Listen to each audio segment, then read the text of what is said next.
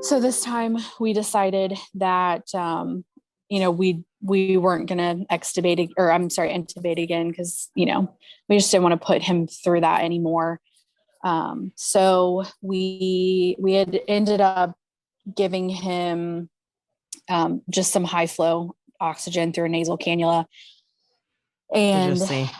yeah, to just kind of see what would happen. And he did okay for maybe 10 hours. This When we got the x-ray results back that his lung had collapsed again, I think it was around 11 p.m. ish. And so he did okay throughout the night, but I mean, you could just see him just getting worse. And so by the next afternoon, they kind of told us that we should probably, call as much family as we wanted to come. So we had quite a few family members that stopped by, and it was a very, very hard day. I don't even know that I remember much of anything about that day, to be honest.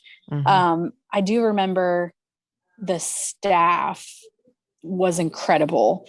I do remember that much. They actually, throughout the whole process, they were great, especially when we got to the ICU, because of all the equipment and stuff that's in there. You weren't supposed to like eat and drink in the room. And, they had like a family room, a couple rooms down that you had to go to. And I was not leaving.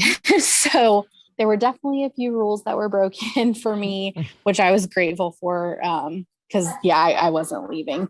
And then, so the last 2 days, when we kind of knew where we were headed, they had a regular bed in there, so I could, just lay with them. And that's, I mean, I don't really remember much about, I know that a lot of my family was in and out of the room, and, I just kind of laid there and held him. And then I think it was around a little before 10, the doctor came in, and he's like, giving the nasal cannula and the oxygen is only supporting, and it's kind of stopping what's going to happen.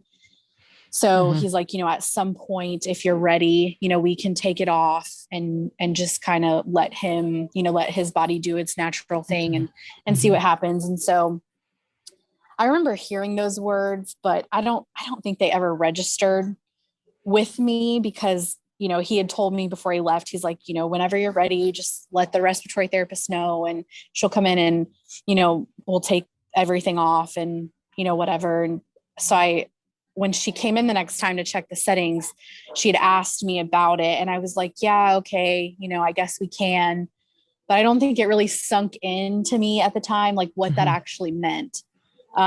Because he was just so weak and just so ready. So we took off the nasal cannula, and it was instant. His, sat started to drop, and then I think it was only 3 minutes later that they were able to call it. And Wow.